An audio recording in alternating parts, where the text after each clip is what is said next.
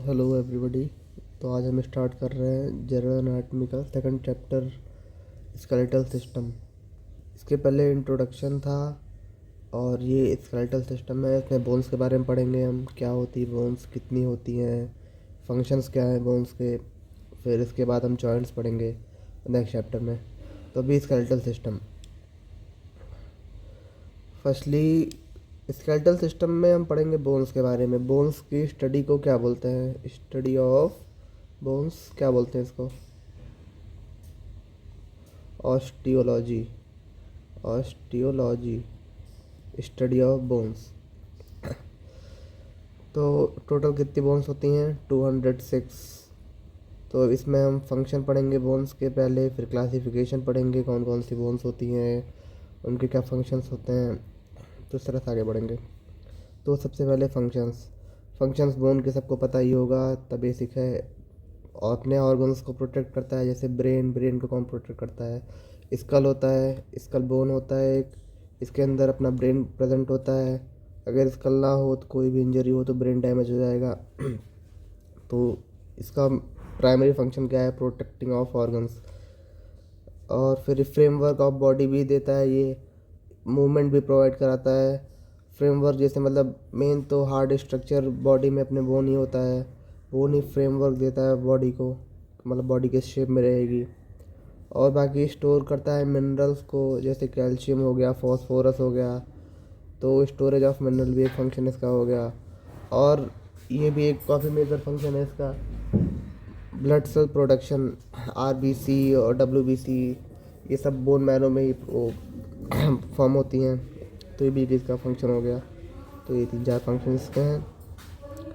फिर अब आते हैं main division of skeletal system. तो जैसा कि पता है कि 206 बोन्स होती हैं हमारी बॉडी में। तो 206 बोन्स कैसे कैसे किस किस पार्ट में डिवाइडेड हैं? तो इधर जो हम दो पार्ट में मेनली इसको डिवाइड करेंगे, एक्सियल स्केलेटन और अपेंडिकुलर स्केलेटन। एक्सियल स्केलेटन जैसे कि नाम से पता चल रहा है, एक्सिस एक्सिस ऑफ बॉडी, मतलब सेंट्रल लाइन ऑफ बॉडी में होगा। ये जो मार्क कर रहे हैं हम, ये यहाँ इस एरिया में जितने बोन्स प्रेजेंट हैं, तो ये जो सेंट्रल लाइन ऑफ बॉडी हमारी है एक्सिस, इसमें जितनी बोन्स प्रेजेंट होंगी उनको बोलेंगे हम एक्सियल स्केलेटन, जो ब्लू कलर से डिनोटेड है। और जो बाकी साइड साइड में पेरिफेरीज में होंगी, ये होंगी अपेंडिकुलर स्केलेटन, पिंक कलर से डिनोटेड है। तो एक्सियल स्केलेटन में आती हैं 80 बोन्स, मतलब ये सेंट्रल लाइन में जितनी हैं बोन्स, ये हैं टोटल हमारी 80 बोन्स। तो फिर एक्सियल में 80 हो गई, तो अपेंडिकुलर में कितने होंगे? 126, दोनों मिला के हो जाएंगे 206। तो अब इसमें 80 बोन कौन कौन सी है, 126 बोन कौन कौन सी है, अब हम ये देखेंगे। तो axial skeleton consist of 80 bone that make up the trunk of the body. Trunk हो गया, या फिर एक्सिस बोलते हैं सेंट्रल पोर्शन ऑफ बॉडी। और पेंडिकुलर स्केलेटन क्या होता है? 126 बोन्स होती हैं, लिम्स बनाती हैं हमारी। और जो लिम्स और एक्सियल स्केलेटन को जोड़ती हैं, गर्डल उसको बोलते हैं। तो अभी आगे बताते हैं फिर ये सब। तो फिर टाइप्स ऑफ वो बोन की क्लासिफिकेशन में शेप के अकॉर्डिंग क्लासीफाई कैसे करेंगे? Long bone, short bone, flat bone, irregular bone और सेसमॉइड बोन। जैसे कि ये बोन का एक स्पेसिमेन है। फिर लॉन्ग बोन। लॉन्ग बोन को लॉन्ग बोन क्यों बोलते हैं? क्योंकि इसकी जो लेंथ होती है, जैसे ये एक लॉन्ग बोन है, तो इसकी जो लेंथ है, ये लेंथ इसकी विड्थ से ज़्यादा है, इसलिए ये लॉन्ग बोन है एक, लॉन्गर देन वाइड या फिर विड्थ। फिर ये इसका मेन फंक्शन क्या होता है? ये लोड कैरी करती है। जैसे हमारी थाई बोन हो गई, फीमर फीमर बोन हो गई, तो ये हमारे पूरे बॉडी के वेट को बियर करेगी, थाई बोन हमारी जो है ये वाली। तो ये लॉन्ग बोन है। और फिर क्रूशियल फॉर मोबिलिटी, जब पूरा वेट बियर कर रही है, बॉडी का बैलेंस बना रही है, मोबिलिटी भी प्रोवाइड करेगी, हमारे चलने फिरने में हेल्प करेगी। एग्जांपल थाई बोन, ये देखो फीमर, और टिबिया फिबुला, लेग की बोन्स ये होती हैं। और लॉन्ग बोन में स्ट्रक्चर में अगर देखें तो ये लॉन्ग बोन है, इसके कई पार्ट्स होते हैं, डायाफाइसिस, एपिफाइसिस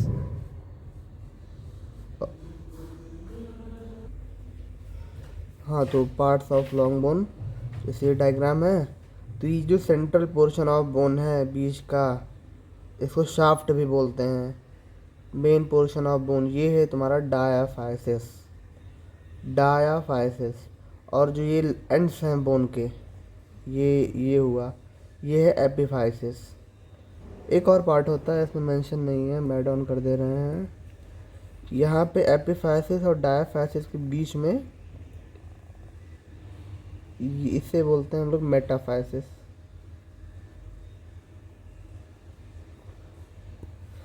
तो लॉन्ग बोन के 3 पार्ट हो गए, डायाफाइसिस, मेटाफाइसिस, एपिफाइसिस। और ये तो हो गया अलोंग द लेंथ। अब हम इनसाइड टू आउटसाइड देख रहे हैं अगर, तो ये जो बोन होती है हमारी पूरी हार्ड नहीं होती है, मतलब पूरी सॉलिड बोन नहीं होती है। अंदर ये देखो पोर्स पोर्स प्रेजेंट है ना, तो ये स्पॉन्जी बोन्स, कैंसलस बोन बोला जाता है इसको। तो जो अंदर जो कैविटी प्रेजेंट है इसके अंदर, उसे बोलते हैं मेडुलरी कैविटी। इसी के अंदर बोन मैरो प्रेजेंट होता है, हमारे आरबीसीज, डब्ल्यूबीसीज जो ब्लड सेल्स हैं वो सब बनते हैं। तो जैसे इधर लिखा है diaphysis, main shaft composed of the compact bone. इसमें दो दो स्ट्रक्चर्स हैं, जैसे जो बाहर के स्ट्रक्चर्स हैं बोन के, ये इधर हो गया, मतलब अराउंड द बाहर के स्ट्रक्चर जो है ये कॉम्पैक्ट होंगे, हार्ड होंगे। ये देखो बाहर बाहर हार्ड दिख रहे हैं। और जो अंदर के पार्ट होंगे वो स्पॉन्जी होंगे, सॉफ्ट होंगे, कैंसलस बोलते हैं। तो वही लिखा है शाफ्ट जो डायफाइसिस होगा, इसका मेन शाफ्ट जो होगा कंपोज्ड ऑफ कॉम्पैक्ट बोन होगा, बाहर बाहर जो हार्ड है उससे बना होगा। फिर पेरियोस्टियम और मेडुलरी कैविटी, 2 पार्ट इसके होते हैं।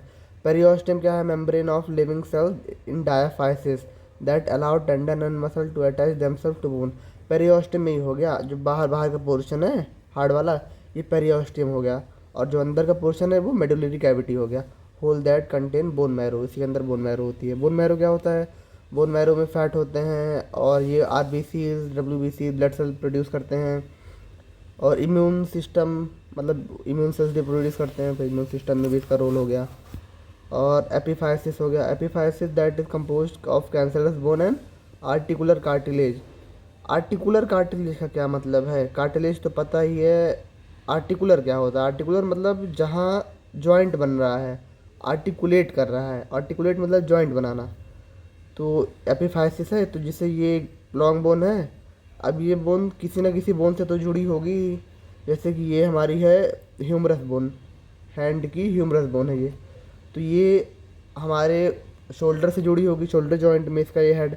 तो ये वाला पोर्शन जुड़ा होगा, तो ये बोन डायरेक्ट जाके नहीं जुड़ी आएगी शोल्डर जॉइंट से हमारे। ये इसके ऊपर कार्टिलेज है, आर्टिकुलर कार्टिलेज। ये पार्ट आर्टिकुलेट कर रहा है हमारा और दूसरी बोन से, तो इतना पार्ट इसका हो गया आर्टिकुलर कार्टिलेज। ऐसे ही नीचे भी है, रेडियस अल्ना से ये नीचे वाला पार्ट ज्वाइन करेगा, आर्टिकुलेट करेगा। ये नीचे का हो गया आर्टिकुलर कार्टिलेज, तो ये भी किसका पार्ट हो गया। फिर ये तो हो गया लॉन्ग बोन्स हमारे, epiphysis, diaphysis, metaphysis, medullary cavity, ये पेरियोस्टियम इधर हो गया, बोन मैरो के अंदर होता है। फिर अब शॉर्ट बोन्स आते हैं। लॉन्ग बोन हो गया हमारा, शॉर्ट बोन्स नाम से पता चल रहा है छोटी छोटी बोन्स होंगी, जैसे ये हैंड की बोन हो गई का मेटाकार्पस। तो approximately about wide as long, मतलब जितना वाइड है उतना ही लगभग लॉन्ग होगा। About provide support and stability at vital joints area of the skeletal system, example wrist, carpal bone and ankle tarsal bone. Wrist में ये बोन्स हो गई, ये सब शॉर्ट बोन्स हैं। और ये टार्सल बोन्स हो गई, ये हो गई, तो ये शॉर्ट बोन्स हमारी। मेन तो हमारी लॉन्ग बोन ही है, क्वेश्चन भी इसी के ऊपर लॉन्ग बोन के ऊपर ही आता है। इसके बस थोड़ा नाम और एग्जांपल वगैरह थोड़े पता होने चाहिए बस। फ्लैट बोन्स, फ्लैट बोन्स नाम से पता चल रहा है फ्लैट होगा। ये कौन सी बोन है हमारी? ये स्कैपुला है। प्रोटेक्ट वाइटल सॉफ्टवेयर टिश्यूज, किसको प्रोटेक्ट करता है? ये लंग्स को प्रोटेक्ट करता है पीछे से। Provide a surface for muscle attachment. ये इतना फ्लैट बोन है, तो इतनी फ्लैट इसे क्यों है?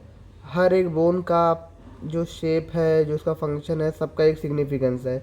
ये फ्लैट बोन है तो इतनी फ्लैट क्यों है ये? क्योंकि ये हमारी पूरे बैक के मसल्स को अटैचमेंट प्रोवाइड करती हैं। बोन का काम क्या होता है? 2 बोन है, 2 बोन के बीच में मूवमेंट करानी है, तो इस बोन से लेके इस बोन तक मसल अटैच होगी। ये मसल कॉन्ट्रैक्ट और रिलैक्स करेगी तो हमारे बॉडी में मूवमेंट होंगे। तो बोन का फंक्शन क्या हो गया, मसल को अटैचमेंट देना। तो इतनी फ्लैट है तो मतलब इसका सरफेस एरिया ज़्यादा है, तो यहाँ पे ज़्यादा मसल्स अटैच होंगी, बड़ी मेजर मसल्स अटैच होंगी। और प्रोटेक्शन तो है ही है। फिर अब आ जाते हैं इर्रेगुलर बोन्स। नाम से पता चल रहा है इर्रेगुलर मतलब ना ये फ्लैट है ना एक इवन शेप इसका कोई होगा। Bones which form their peculiar form from the peculiar form grouped defined like the other type of bone. Protect जैसे ये हुआ, ये हमारे वर्टिब्रीज हैं, जो रीढ़ की हड्डी होती है, 26 वर्टिब्रीज होते हैं ना, ये वो बोन है। इसका स्ट्रक्चर बहुत इरेगुलर सा होता है, अलग अलग इसके पार्ट्स होते हैं, आगे पढ़ाया जाएगा। तो इसका फंक्शन क्या है, ये नर्वस टिश्यू को मतलब इसके अंदर स्पाइनल कॉर्ड होती है, इसके अंदर एक कैनाल होता है, इसके अंदर हमारा स्पाइनल कॉर्ड होता है। तो ये उसके अंदर नर्वस टिश्यू होते हैं, तो उसको प्रोटेक्शन देता है। रेगुलर बोन के एग्जांपल क्या हो गया भाई, ये स्पाइनल कॉर्ड। अब आ गया sesamoid bones. Found in location where a tendon passes over a joint such as hand, knee and foot. Functionally they act to protect the tendon and to increase the mechanical effect. तो सेसमॉइड bone कैसे हो गई, found in location where a tendon passes over a joint, जैसे कि हमारा पटेला bone हो गई। पटेला bone सबको पता है नी में होती है, तो यहाँ से ये हमारी फीमर बोन हो गई, ये टिबिया फिबुला बोन हो गई हमारी। तो इसके ऊपर हमारी होती है पटेला बोन, यहाँ पे इसके ऊपर से मसल आई, फिर इसका टेंडन आके नीचे ज्वाइन हुआ, अटैच हुआ यहाँ पे। तो ऐसा ज्वाइंट जहाँ पे मसल का टेंडन ओवरलैप होके जा रहा है, उस पोर्शन पे ये बोन प्रेजेंट है, पटेला हमारी। तो ये हो गई हमारी सेसमॉइड बोन। सिर्फ नाम सेसमॉइड बोन टाइप और उसके एग्जाम्पल में पटेला याद रखना है बस, और कुछ ज़्यादा नहीं, 2 लाइन है बस। लोकेशन में tendon passes over a joint, किसी जॉइंट के ऊपर से जब कोई टेंडन पास हो रहा हो, वहाँ पे जो बोन्स प्रेजेंट होंगे उसे सेसमॉइड बोन बोलेंगे, सच एज हैंड, नी और foot. Functionally they act as to protect the tendon and to increase the mechanical effect. Sesamoid bone ये हो गया। अब पार्ट्स ऑफ बोन आए। तो बोन हैव 2 पार्ट्स बताए थे अभी, जो बाहर का पार्ट होता है कॉम्पैक्ट होता है, और अंदर का स्पॉन्जी पार्ट होता है, कैंसलस बोलते हैं, मतलब सॉफ्ट होता है ये। बाहर का हार्ड पार्ट होता है। 2 पार्ट कौन कौन से हो गए, कॉम्पैक्ट पार्ट हो गया, एक कैंसिलस और स्पॉन्जी बोन हो गया। ठीक, type of tissue that form the bone. अब देखो कॉम्पैक्ट बोन क्या फंक्शंस इसके हैं, क्या चीज़ है ये देखो। Support the whole body, compact bone ही हमारा फ्रेमवर्क बना रहा था। अगर बोन कॉम्पैक्ट ना हो तो बोन तो बेंड हो जाएगी ना। ये बोन है, अगर ये कॉम्पैक्ट नहीं रहेगी हमारी, इस पर कोई लोड पड़ेगा तब तो ये बेंड हो जाएगा, तो क्या फ़ायदा, ये हमारे फ्रेमवर्क तो दे ही नहीं पा रही है। तो इसलिए बोन को कॉम्पैक्ट होना ही पड़ेगा ताकि सपोर्ट करे हमारी बॉडी को, ऑर्गन्स को भी सपोर्ट इसीलिए कर पाएगी फिर वो। और प्रोवाइड लीवर फॉर मूवमेंट, सारे फंक्शंस कॉम्पैक्ट बोन की इस तरह से ही है कि मतलब अगर ये कॉम्पैक्ट नहीं हुआ तो फिर दिक्कत हो जाएगी। अगर कॉम्पैक्ट नहीं हुआ, प्लाएबल हुआ, मुड़ जाएगा, तो मान लो हम कोई मसल कोई लोड उठा रहे हैं, हमारी बोन ही मुड़ गई, तो इफ़ेक्टिवली हम काम कैसे कर पाएंगे। और केमिकल जैसे कैल्शियम और फॉस्फोरस को भी स्टोर करती है, डेंस होती है, स्मूथ होती है, जब एकदम डेंस होगी तो स्मूथ होगी। And very strong, contain living cells which make repair से बोन। हाँ ये देखो, अगर बोन हमारी फ्रैक्चर हो जाती है, इंजरी कोई हो जाती है, तो बोन खुद से भी रिपेयर हो जाती है, खुद से अपने आप को हील करती है। इसका मतलब इसके अंदर लिविंग सेल्स प्रेजेंट होते हैं, ऑस्टियोसाइट्स बोलते हैं, भी आगे बताया जाएगा। अब ये तो हो गया हमारा कॉम्पैक्ट बोन। अब आता है कैंसलस या स्पॉन्जी बोन। तो typically occurs at the end of the long bone, proximal to joints and within the interior of the vertebrae.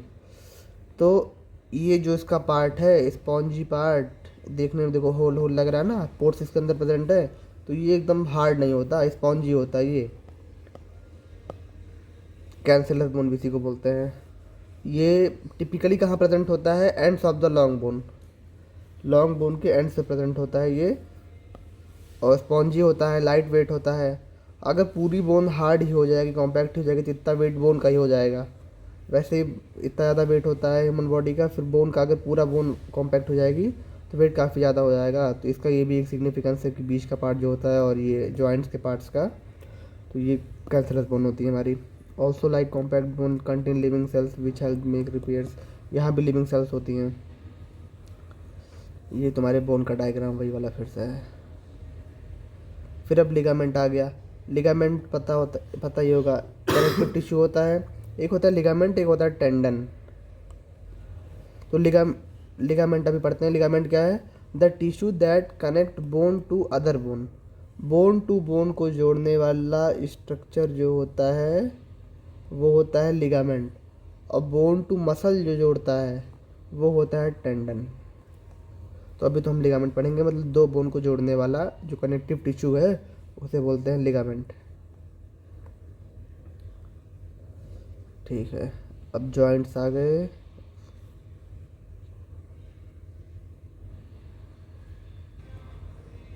तो ये लिगामेंट हो गया बेसिक। फिर जॉइंट है। जॉइंट नेक्स्ट लेक्चर में डिटेल में पढ़ाया जाएगा, अभी तो थोड़ा बहुत बेसिक देख लो। लोकेशन वेयर टू और मोर बोन्स मेक कांटेक्ट, जहाँ पे दो या दो से ज़्यादा बोन्स एक साथ आर्टिकुलेट हो रही हैं, आर्टिकुलेट मतलब जुड़ रही हैं, कांटेक्ट हो रही हैं, तो वहाँ पे एक जॉइंट बन जाएगा। जैसे ये हमारे हैंड का है डायग्राम, तो ये हमारी आ गई ह्यूमरस बोन, ये रेडियस और अल्ना बोन हो गई। तो ये तीनों बोन्स आके मिली हमारे एल्बो पे, तो ये एल्बो जॉइंट बन गया। तो फिर अब जॉइंट्स क्या होते हैं, कितने टाइप के होते हैं, क्लासिफिकेशन कैसे होता है उनका, वो नेक्स्ट लेक्चर में देखा जाएगा। तो अभी तो basic joints allow movement and provide mechanical support, provide करते हैं, मूवमेंट अलाउ करते हैं। देयर इज़ कार्टिलेज, क्वेश्चन बताए थे ना अभी ऊपर यहाँ पे डायग्राम में, कि जहाँ भी बोन को आर्टिकुलेट करना होगा वो कार्टिलेज के थ्रू करेगा। आर्टिकुलेट ये है इसका आर्टिकुलर कार्टिलेज, यही बताया जा रहा है वहाँ पे। मैकेनिकल सपोर्ट भी प्रोवाइड करता है। मूवमेंट, मेन तो फंक्शन होता है जॉइंट का मूवमेंट प्रोवाइड करना। There is cartilage cushion between the bone to keep them from the touching directly. अगर दोनों बोन साथ में टच हो जाएंगे, एक मान लो अगर कार्टिलेज ना हो बोन में, डायरेक्ट ये बोन आई एक और एक ये बोन आई, दोनों बोन अगर साथ में बिना कार्टिलेज के जॉइंट बना लिए, तो यहाँ पे मूवमेंट होगा, टू एंड फ्रो मूवमेंट होगा यहाँ पे, तो ये बोन क्या होगी, फ्रिक्शन से घिस जाएगी बोन, तो यहाँ पे डैमेज हो जाएगा, इंजरी हो जाएगी, तो बोन ख़राब हो जाएंगी। इसलिए इसके ऊपर एक कार्टिलेज की लेयर होती है जो बोन को डैमेज होने से बचाती है।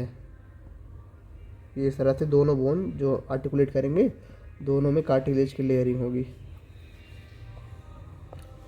जॉइंट्स, फिर ये कई टाइप के जॉइंट होते हैं, बॉल में joint, pivot joint, next lecture में देखा जाएगा। टेंडन, वहाँ लिगामेंट बताए थे, जो बोन टू बोन को कनेक्ट करता है वो होता है लिगामेंट, और जो बोन को मसल से जोड़ता है, मसल को बोन से जोड़ता है, वो होता है टेंडन। टेंडन क्या है? Attach muscle to bone, they made out of tough connective tissue and that uncapable of stretching to allow for movement. ये स्ट्रेचेबल थोड़े होते हैं मूवमेंट अलाउ करने के लिए। जब मसल कॉन्ट्रैक्ट होगी तो ये टेंडन जो है वो खींचेगा, और उसके साथ जो बोन अटैच होगी वो फिर अपने पोजीशन चेंज करके मूवमेंट शो करेगी। बाकी फिर ये स्केलेटन का फिर से आ गया हमारे, एक्सियल स्केलेटन, अपेंडिकुलर स्केलेटन।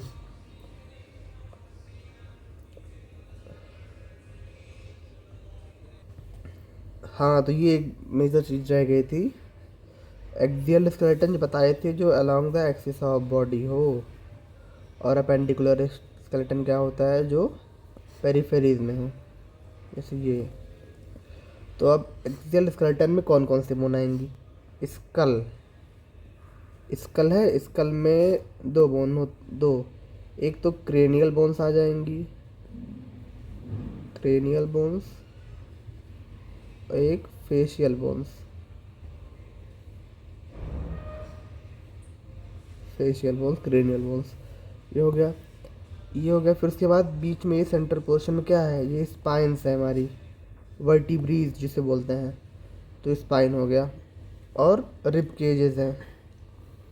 तो ये हमारे आ गए किसमें, एक्सियल स्केलेटन में। तीन चीज़ें कौन कौन सी, स्कल, स्पाइन या फिर वर्टिब्री, और रिब केज। और अपेंडिकुलर स्केलेटन में क्या क्या आ गया, अपेंडिकुलर स्केलेटन में एक तो पहले लिम्स आएंगे, चार लिम्स होते हैं ना हमारे, दो अपर लिम्ब, दो लोअर लिम्ब, तो लिम्स हो गए। और जो लिम्स को सेंट्रल पोर्शन मतलब एक्सियल स्केलेटन से जोड़ रहा है, जो स्ट्रक्चर, जो बोन, उसे बोलते हैं गर्डल, अभी ऊपर बताए थे हम। तो गर्डल दो होते हैं, एक तो जो अपर लिम्ब को जोड़ रहा है हमारे एक्सियल स्केलेटन से, ये हो गया पेक्टोरल गर्डल, या फिर शोल्डर गर्डल लिख देते हैं हम इधर।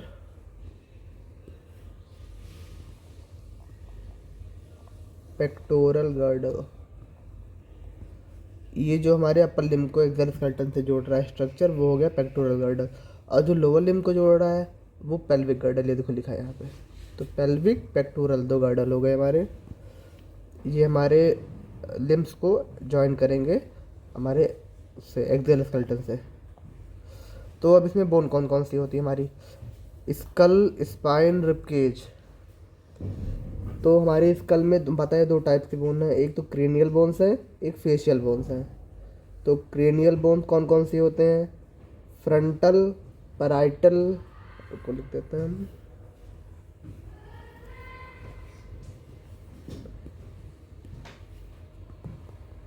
फ्रंटल,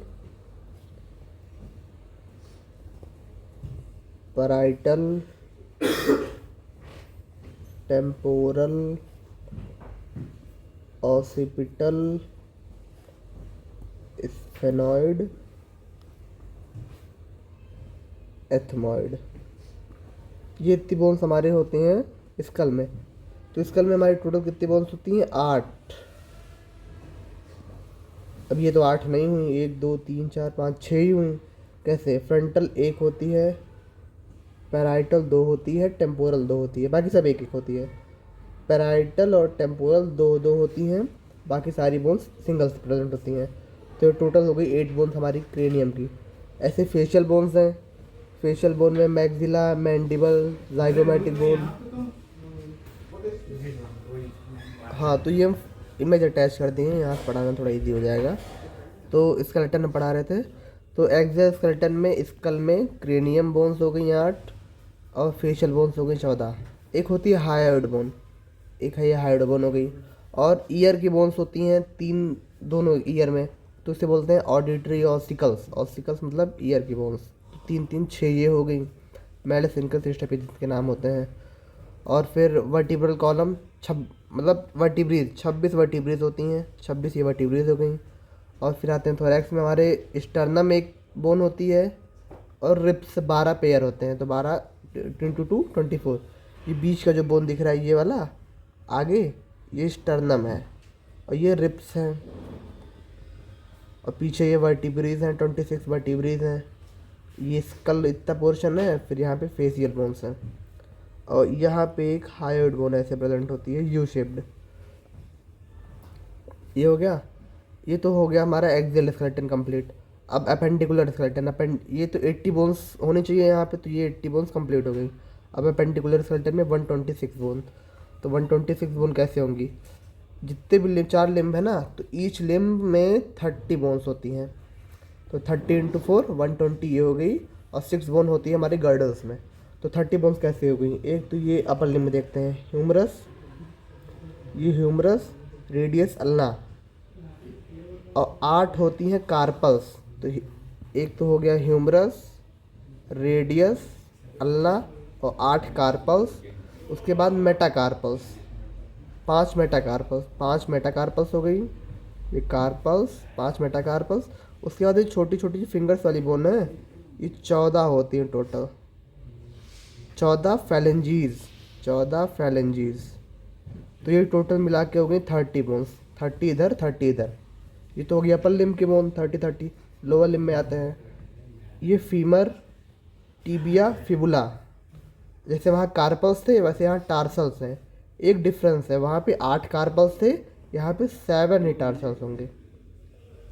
7 टार्सल्स हैं, बाकी ये मेटाटार्सल्स, फैलेंजीज 14 ये हैं, 5 ये हैं। तो यहाँ 30 कैसे हो जा रहा है? एक बोन तो यहाँ टार्सल्स में कम है। एक यहाँ बताए थे हम बोन होती है पटेला, ये एक एक्स्ट्रा बोन होती है। तो इसको अगर इंक्लूड करेंगे तो लोअर लिम्ब में भी 30 बोन्स हमारी हो गई। तो 30 30 30 30 120 ये हो गई। और बची 6 बोन्स हमारी। तो 6 बोन्स आएंगी गर्डल्स में, 6 बोन्स हमारी गर्डल्स में आएंगी। तो अगर हम पेक्टोरल गर्डल देखें, पेक्टोरल गर्डल में ईच साइड 2 2 बोन है। एक तो ये जो लॉन्ग बोन दिख रही है, ये हमारी ये क्लैविकल इस तरह से होती है, ये क्लैविकल बोन है। इसी को ब्यूटी बोन बोलते हैं, कॉलर बोन बोलते हैं। ये काफ़ी प्रोमिनेंट होता है, हम लोग फील करेंगे अगर अपने शोल्डर, ये इधर नेक के पास, नेक के नीचे, तो यहाँ पे फील भी होगी ये बोन। फिर उसके बाद ये है स्कैपुला, जो फ्लैट बोन हम बताए थे। तो ये क्लेविकल, स्कैपुला, दो इधर 4 ये बोन हो गई, और ये तो हो गई पेक्टोरल गर्डल में, और 2 बोन ये हो गई हमारी पेल्विक गर्डल में।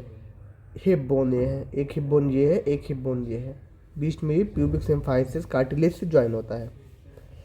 तो ये हो गई हमारी 126 बोन।